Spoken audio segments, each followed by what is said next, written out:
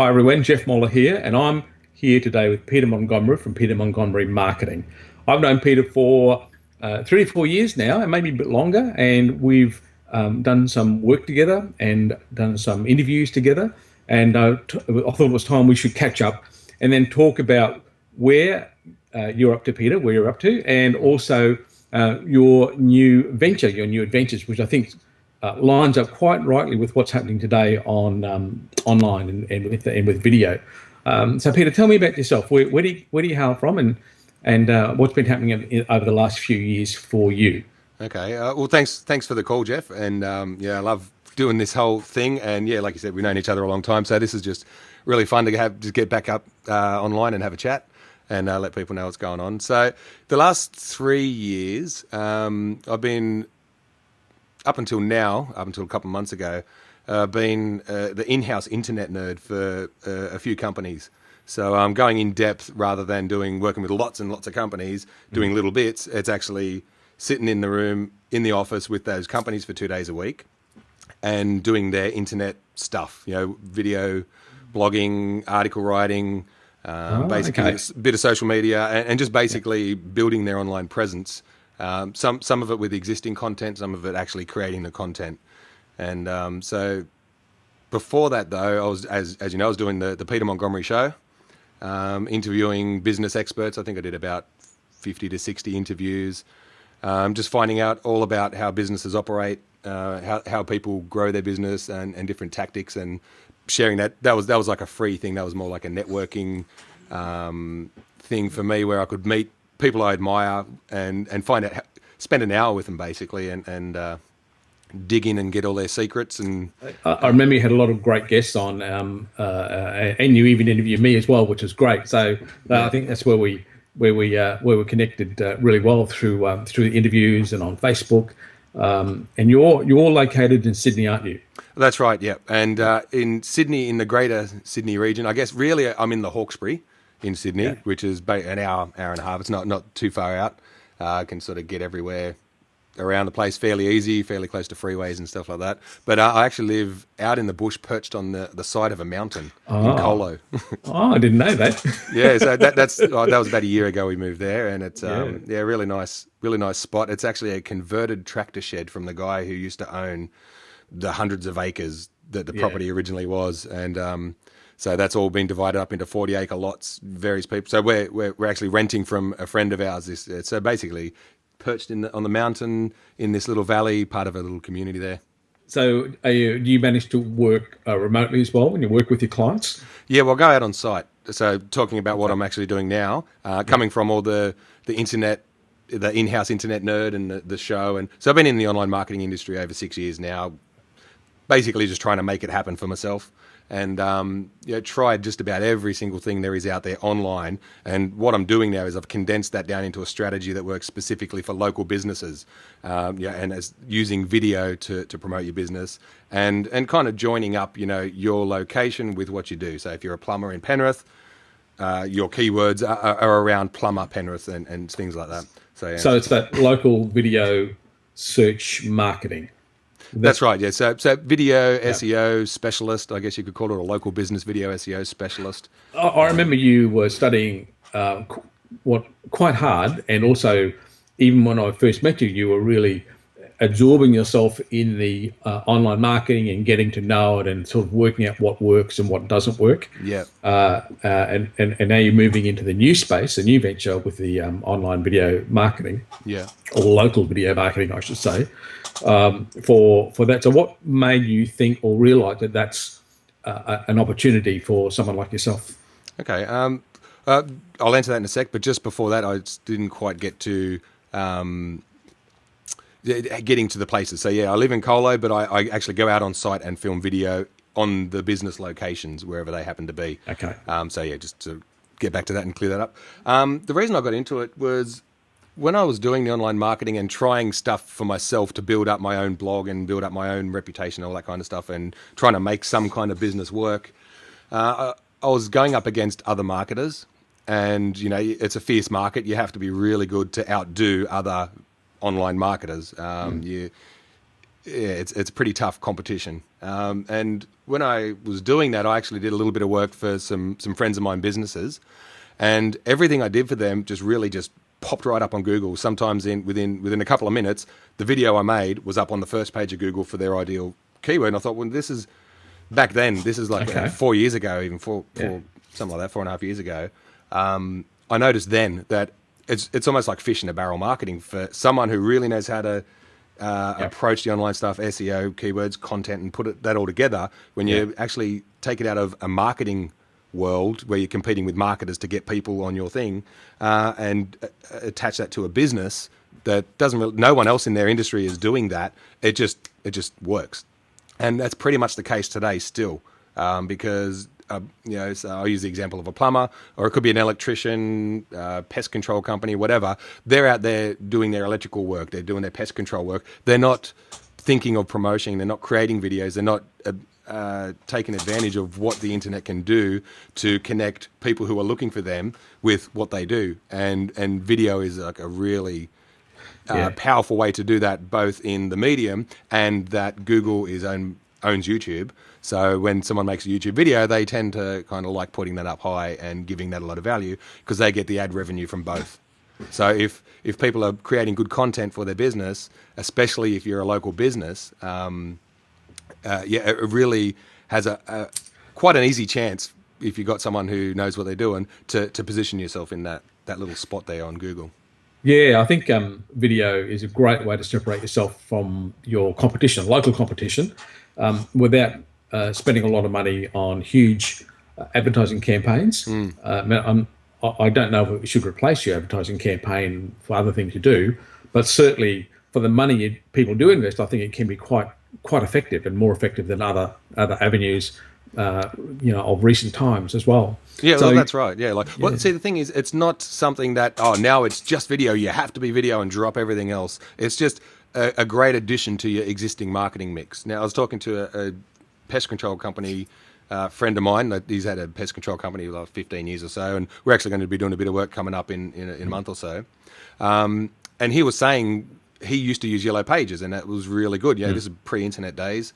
And he used the Yellow Page, and that was just where you had to be. That's like back in, like people say about Google now, you have to be online and be found. That was Yellow Pages. No longer the case in that way. But that doesn't mean you don't use Yellow Pages. It just means you need to now find other ways to attract new customers to your business. And I still use Yellow Pages. It actually holds my monitor up. Yeah. Well, I've got another friend actually. He owns a record shop in Erskineville, and that's been going 20 years. He's like the vinyl. If you ever want to talk vinyl, Revolve Records in Erskineville. He's a friend of mine. He lives out in Hawkesbury as well, and Yellow Pages is still working as good as it ever has for him, because vinyl record collectors from 30, 40 years ago. Oh, of course. They're just doing it old school. So going online with vinyl, it's not as good, because he does all the record fairs. I mean, they talk about weight of how much they sell. We sold this many kilos, this much ton of vinyl. Like he's got like massive sheds full of the stuff. And so he knows the ins and outs, everything about that world. And for him, online isn't the way to go. Yeah, like you could still use it, but it's not where it's at for him. So it's horses for courses. Yeah, and that's right. You have to understand where your clients are, don't you? I quite like video. I mean, I've been involved with video on and off as a project for years and years, and I used to even teach video courses 5 years ago.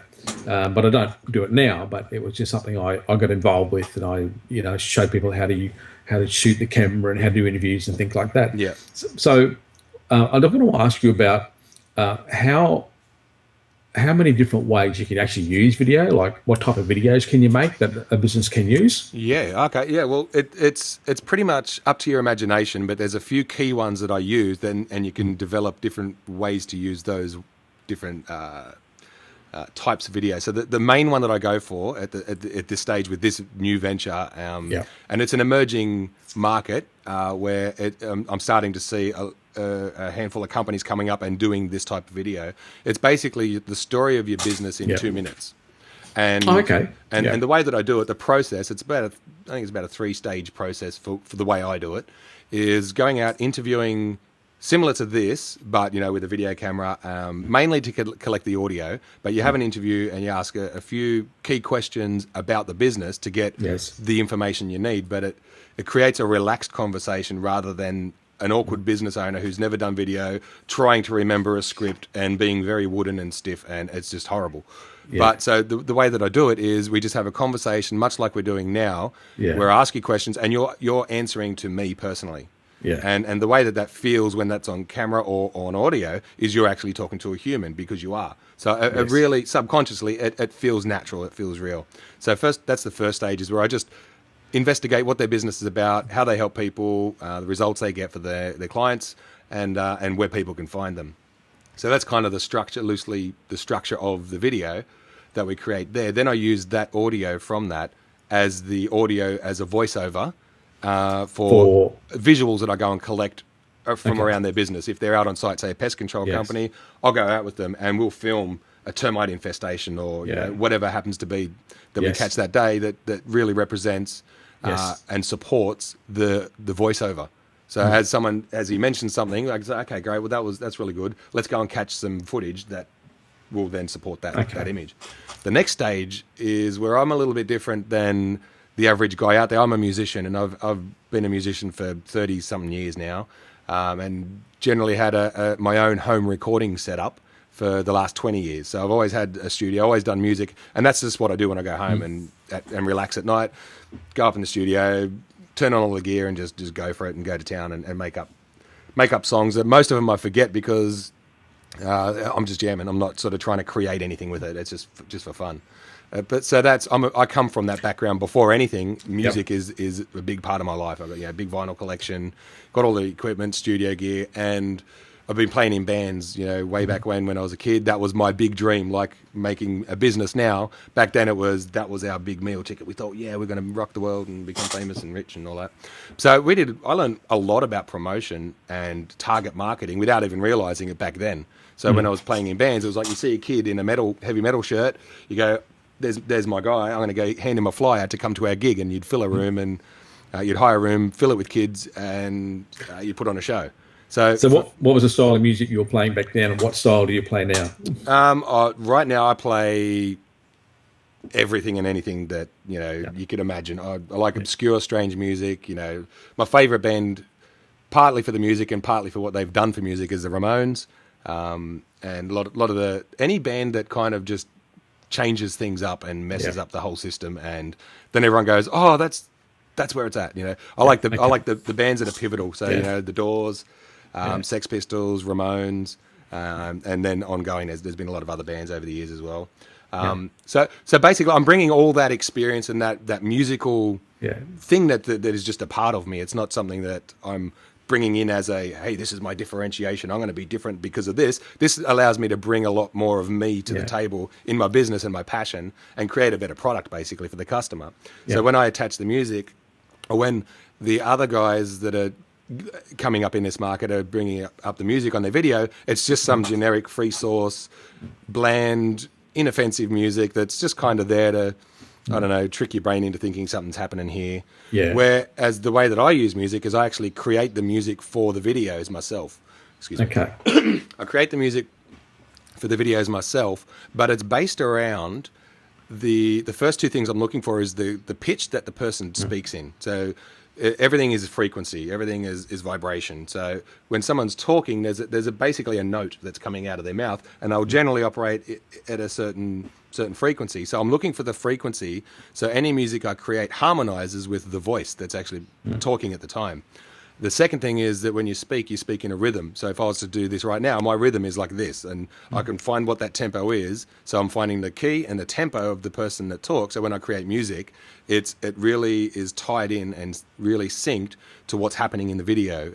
So it's not just some random, we'll slap some music on this. I'm really thinking about how I can have the most effect and be the most engaging with what I create. And then I'm looking for interesting sounds, something that really just creates a hook that people remember. So if I was to go, da da da da da da da da, everyone knows. I'm not even going to say who it is, but everyone knows what that tune is.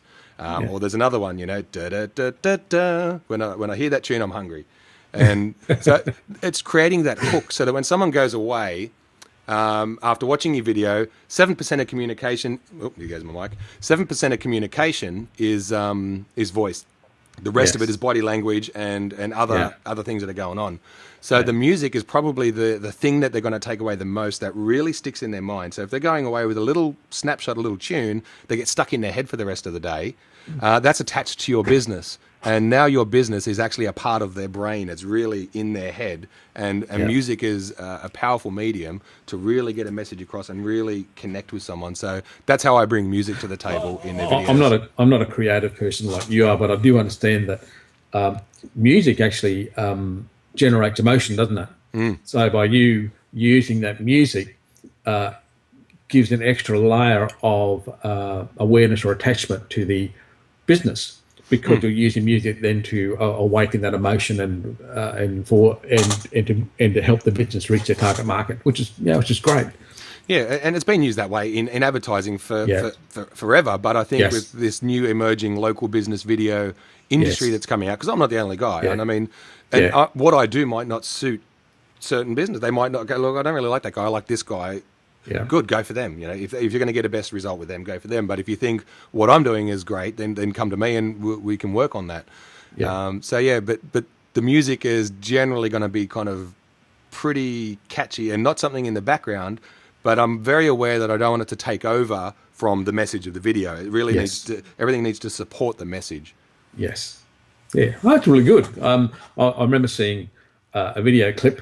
And I can't remember what it was. It was some girl going into a barn, and it's just part of a demonstration. What they did, they played the same clip twice. Once with happy music, and so she's going into pet the horse and things like that. And then the same clip again, they played with dramatic, scary music. Yeah. And it was just a different film clip altogether with the different soundtracks. I couldn't believe the difference in way I connected to it one way or the other. Oh, the girl's in danger, or no, isn't she lucky she's going in to play with the horse and the rabbits? Yeah, and stuff like that's a really interesting thing. Yeah, and I remember that because it stuck in my mind that how important the music is to support a soundtrack. And I have seen promotions and advertising, and I looked at it, that's a great video, but the music's wrong. It just doesn't suit the scene, or it doesn't suit the business and things like that. So I think what I see, you having that creative ability, which I don't have, but you having that creative ability, it can really make a difference to the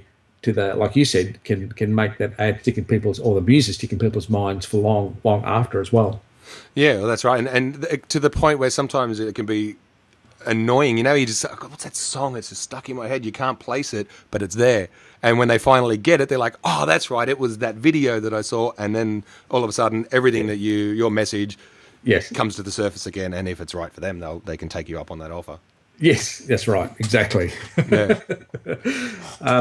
So you go out on site, you get the story, you shoot what they call B-roll, which is all the extra bits and pieces, and then you create the video. You mentioned you create 2-minute videos. Is that what you do? Yeah, roughly it's your business in about 2 minutes. So a minute to a minute and a half. Not too long so that people aren't getting bored by the end of it, but they really get to the core of what you're about, your passion, the heart of your business, and really just get a feel. And at the end of the day, it's just, we were talking before this call about know, like, and trust and how that's used. And it works, but it works with how you were saying, with a brand, not just people, so that your brand can really have that effect on people, where people go, you know what, I like this. This feels right. I'm going to give them a call, and it's just to give them that sense that if I go to this person, I think I'm going to be looked after. Yeah. Yes. At the end of the day, and it's just mainly to get that phone call, so that you can then take them through that next stage of your business. Yeah, exactly. That's right. Now, what about other ways people can use video? So another way is exactly what we're doing right now. Is you can be anywhere in the world, really. I've done interviews with people all over the world, in Canada and Sweden, and when I was doing the show. So a video just simply like this one, where you get to have a little conversation and explain to a person what you do. And so this is one way that you can. I'm going to be slicing and dicing this video up, and sort of explaining little parts about what I do. And putting this online so people can discover this, because once they discover your show reel type video, Yes. I think of that as the showroom. That's all. Wow, everything's just wonderful with this company. But then they want to go and dig in deeper and find out the nitty gritty. So then you've got these extra videos. Yep. Say, for example, a conversation like this, Yes. or it could just be you whip out your iPhone on site, say for that pest control company. Hey, check this out. This is what I'm doing today. This is a termite infestation. Check this out. It's really bad. The reason this happens is, and you can sort of educate people on something about your business really quickly, and then that's another video that people can use. You can do that yourself, but in building yourself up as the expert. Yeah, that's right. So it's on-site videos, videos like this where it's a bit more set up. Yeah. You have that conversation, and it really just comes down to your imagination. Something just might be fun happening at work that's a bit funny, and you just whip it up and go, "Hey, here's our company in the office having a bit of a gathering, or something's going on." So it's really giving people a snapshot into the inside of your business. It's bringing them in and letting them feel like they're a bit of an insider on this deal. So I compare that first 2-minute video as like the showroom. Yes. And those other videos behind the scenes and little iPhone videos or whatever it is are more like the workshop. Or if it's like a restaurant, here's the restaurant where everybody is dining, but then you've got the kitchen. So if you're showing the kitchen, you show them what's really going on. And I really like restaurants that have an open kitchen where as you're eating, you can see what's going on. You can see that all the stuff is clean, the staff are well presented, they've got their hairnets on. Like it really highlights that you care about your business and you do this well. So it's giving people an insight into what you're really about. So the showroom one is the show reel. It's like the overview. What is it? Yeah. What do you do for people? Can give your business a personality, can't it, in a way? Mm-hmm. So you get a personality, and you get to meet the people. And if you get to meet the people, you like what they're doing, and the funny things that happen, you capture that. That's great.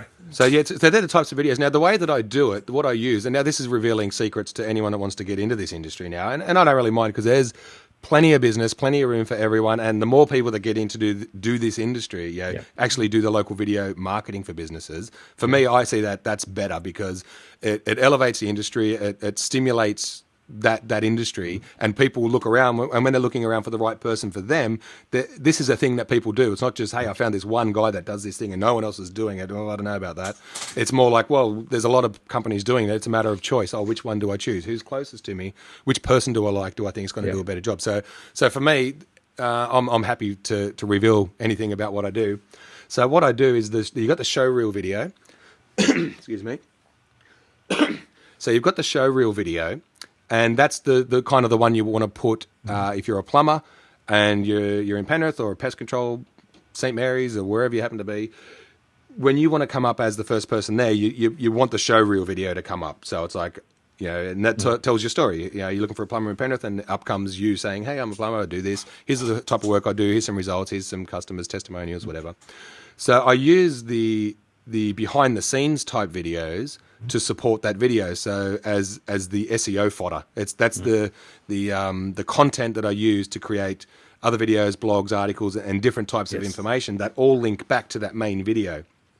Or if that video is on your about page, to get people to go to your about page, because all that activity over time builds up, and then that not only keeps your video there, it supports and keeps it there for longer. And over time, your extra little videos can pop up and push a competition out of that first page of Google, out of the rankings, because you've got more material than they have. And it's an ongoing process. It's not like a quick one-shot, bang, here it is, now I'm on Google and everyone's going to find me and I'm going to make $1 million in my business now. It really is a process that everyone should be doing consistently over time and pretty much never stop. So you're saying people should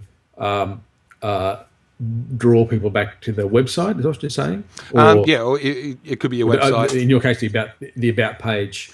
Yeah, if that's where you decided it suits to put your 2-minute show reel type video. Okay, but that's about you. It's your business. So a great place to put that is on your about page, or you could have that as a blog post, or it could be anywhere wherever you've decided to put it.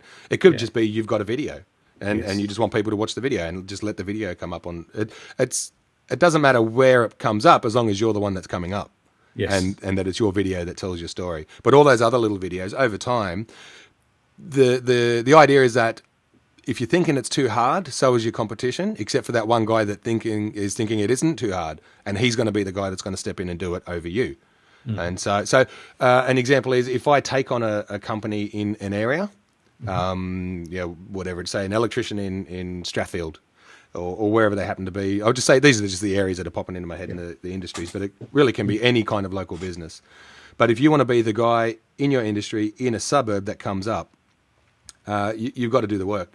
You've got to be the guy putting yourself out there and making videos and other content.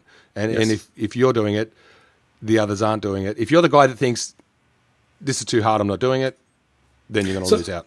So why video? I should have asked this earlier, but why video as opposed to spending money on doing Google search engine? The PPC pay-per-click. Yeah. So why? Well, I wouldn't say instead of. This is just an avenue I've decided to go into where PPC, generally Google, it's if you stop doing that PPC campaign, your ads don't exist anymore. Yeah. That's the only thing, is that when you decide to switch off the campaign, it's over. But if you're creating content for your customers, you're creating information that's engaging to them, it's educating them, enlightening them about what you do. They get to know you personally. It might be a year or two later that they actually decide that it's time to buy, and who else are they going to go to but the guy they've been watching for the last 2 or 3 years. But it's because you're consistent, and it really shows that you care about your business. That kind of steps over into that content marketing, doesn't it? Really strong into that content marketing rather than pay-per-click. Like you said, if you stop spending money at Google, everything stops. But with content marketing, it just keeps going for you. You leave a legacy. If anyone watches this now and they decide to go back and check information on either of us, they can dig through and they can find their old work. They'll find any interviews you've done or any work you've done, networking events that you've been at. Your photos will pop up. They'll find my show. They'll find the Peter Montgomery show, and they'll find all the different interviews, and we'll come up and they'll go, oh, this guy really has been around. Yes. That's right. You're just leaving a digital footprint for people to a trail to find, to realize and recognize that you're someone who actually knows what you're doing. You've been around, and that I think I can trust you. I'll give you a call. Exactly. So help build that level of trust. Social proof, content marketing. Yeah, it all really fits together like a jigsaw puzzle. That's right. Yeah, it's a marketing mix. It's not the only thing to do, but if you want to do it and get it done well, you're going to spend one of two things: time or money. And if you're out there doing your business and you don't have time to learn all this sort of stuff, it's actually a better investment of your time to spend a bit each month in money, because you're going to be losing that money because you're not out there doing work. If you're in that type of business where you don't have staff or whatever, or if it's going to cost you more to try and do it than it is to have it done for you. In most cases, if you find someone that's good at doing it, so you're going to spend time or money to get it done. Oh, exactly, and I agree that whatever you do needs to be done to a professional level, not perfect, but certainly to a professional level. And obviously a lot of people have a go at doing things themselves. I'm not saying they shouldn't. If you know how to do it, fantastic. But sometimes it doesn't turn out as good as maybe expected sometimes. You might not get the result. See, I'm a professional at making things look amateur. which is a funny way to say it, but I'm not a slick type of person, right? And my presentation, the types of videos I make, I wouldn't say they're slick, and that's on purpose, because I don't want when I create content, the idea is, in my mind, what happens is, if it's a really slick production, really slick presentation, the feel is I'm being sold to here. Yes, I know there's going to be a big thing at the end of this video that says something that you're not being duped. It's okay to create professional quality stuff, but for me personally, I feel when something is looks a bit more like user generated content, it just eliminates some of the barriers that come up when I see something that's slick. So I'm professional at making things look like it's off the cuff. Oh, I'm glad you brought that up, actually, because I do agree that you can have things look too professional. I kind of agree that you can downgrade it to looking like a certain field and look, so you get more engagement. And then at the lower end, it's okay, maybe they should have got someone to help them. and there's a fine line between making that. Making that thing work. But sometimes, a funny thing is one of the best how would you say it, most effective videos I've done with people is I didn't even create it, but I said the idea was the camping shop I was working at. A thing that they do is have staff barbecues on a Friday or whatever day they happen to do it, and I said, okay, you got a staff barbecue. I'm not going to be there, but film it. Film something. And well, what do we film? It's okay. Well, what are you doing? You're cooking on a barbecue. You got to clean the barbecue. Why don't you get the grill brush, the Weber grill brush that you use to clean a barbecue, and show people how to clean their barbecue, how to clean their barbecue? And he did. And it was just like one of the guys just grabbed out his iPhone. I think, I don't know, it might have been the camera, might have been the iPhone. I don't remember now. But we just said, and he's just like, hey, it's so-and-so from this shop. I'm not going to say all the companies, but hi, this is me at this company, and we're just going to show you how to clean the Weber with the Weber with the Weber brush. And they cleaned it up. And that video now has something like 45,000 views. And nothing I did was special other than we created a bit of content, probably goes for a minute or two, of a guy describing, dip it in make sure it's really hot, dip it in the water, and the camera's like really shaky, it's going down into the water, then back onto the barbecue, into the guy's face, and it's totally amateur, home done. But the thing is that it works because it's showing you. It's a how-to. It's a snapshot of real life. Here we are at Stuff Barbecue, just clean the barbecue. Here's how you do it. And now I'm sure it's not going to win any production awards, but it's probably going to sell the old Weber grill brush or the old Weber Q barbecue for that company. With 45,000 views, I didn't do anything that was special to make that get lots of views. It just happened to be something people are interested in. Yes. And it was helpful. And it generated a lot of comments under it where people were saying, can you really use that wire brush on this grill? Or isn't it made of porcelain? It generated a conversation or inspired a conversation. Yes. And we were able to come in. The guy that was actually in the video was able to come in and enter into that conversation and explain a bit about why you can use that brush, and that Weber actually recommend to use that brush. And so you enter into that conversation, and that's what content marketing is about, is engagement and getting in there and talking to people. And so go on. I was going to say, if you were to have 45,000 conversations in your store about that Weber brush, how much time would you have to spend? How much money would you have to spend on hiring your staff to be there for those 45,000 conversations if they were to happen individually? Yes. But what got to happen was that company got to have 45,000 conversations with people. So video is a perfect medium for that, isn't it? Really? That's right, yeah. So product demonstrator, that just highlights another type of video that people can make, are product demonstrations, and that's exactly what it was, and that's a perfect example of one of them working. So how long did that video go for? Oh, it's probably a minute, 2 minutes. Okay. And so it worked so well, we created another one, a bit of a part two, cleaning some other one. And that got the same kind of quick results where some of the videos are hovering around 100, 200 views. Some of them have got 20,000, some have got 4,000. It just depends on what people are actually interested in. Yes. But we're working on creating a product video for each of their products. And they got like 1,000, 4,000 or 2,000 products in their store. So there's 1,000, 2,000 potential videos that can be put out there online if you take the time to make those happen. Yes. But generally what happens if people go to do it themselves, they do it for a bit, they get excited, but it takes up a lot of time and they stop doing what they're meant to be doing, what they're actually good at, and they feel, it's a bit hard, and they just stop. They just peter out, and that happens all the time. In the early days, it happened to me. I get excited about a way a direction I'm going to go, and it sort of dies off. So hiring someone to do it who actually does it and is passionate about doing that every day, you're going to get the job done right and consistently. And then you can focus on what you're good at in the business and leave the creative side to some other people or the ideas to other people. And I think that's a win-win situation, especially when it comes to anything creative, like your music, video, things like that. I mean, I can do it, but I'm not creative.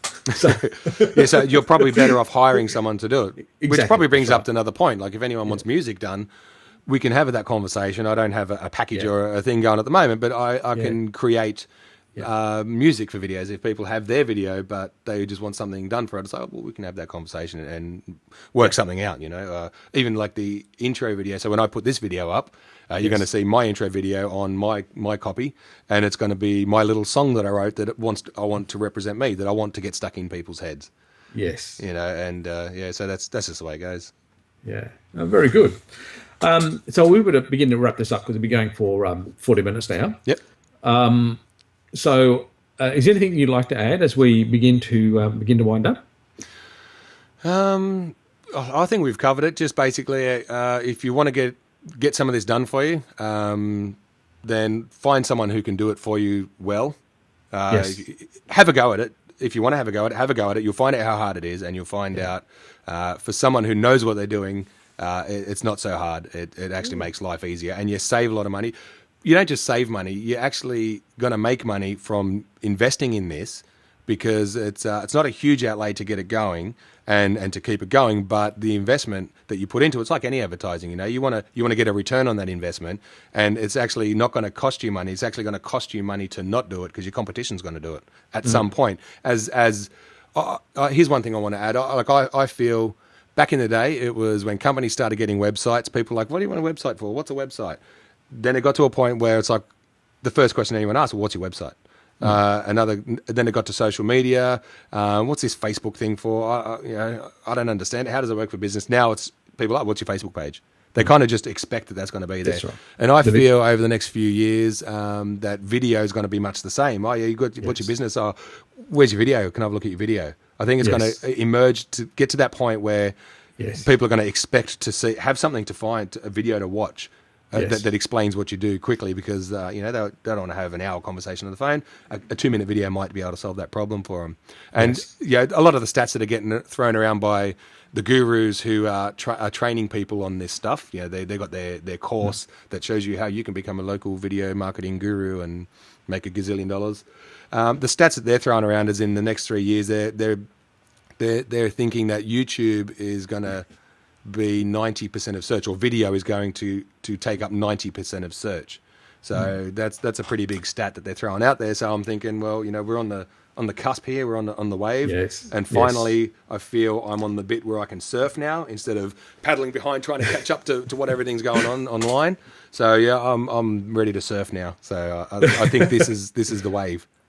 Yeah, and I remember since we first met, you spent a lot of time and invested a lot of time in studying the online marketing, and we spoke about books before, and I know that you know your stuff because you've really invested a lot of time into it. How can people find you? How can people contact you? I think the quickest and easiest way is my Facebook page. My website isn't up yet; it's in development. I'm actually figuring out the concept and piecing what I want to do for the long term. So I'm going to continue doing some episodes like this. I won't be doing the Peter Montgomery Show as such, but I want to have a part of the website that's dedicated to interviews and these types of conversations, as well as my content and other things. So I'm designing where that's going to be. So the website will be petermontgomerymarketing.com.au. But at this point of making this video, it's not up yet, but give it a couple of months. These things take time when you want to do them right. But the quickest and easiest way is Facebook. So Peter Montgomery Marketing. I guess it's probably facebook.com/Peter Montgomery Marketing. Just type that into Facebook. I'll probably go up somewhere. And just that'll probably be the best way. And from that point, you can jump off and find YouTube channels and Twitter and all those things. And when people go to your Facebook page, they can ask you questions as well, and maybe even send a message. Comment on this interview. You've got any questions about how this works or how it might work for you, or some ideas about how your business can get into video, just drop me a line, drop it on the wall there, or private message, whatever you want to do. Happy to have that conversation. Oh, fantastic. Thank you very much, Peter, for your time today. It's good to know what you're doing and all the exciting things which are going to be happening in the future. Thank you very much. Thanks for having me on, Geoff. I really appreciate this.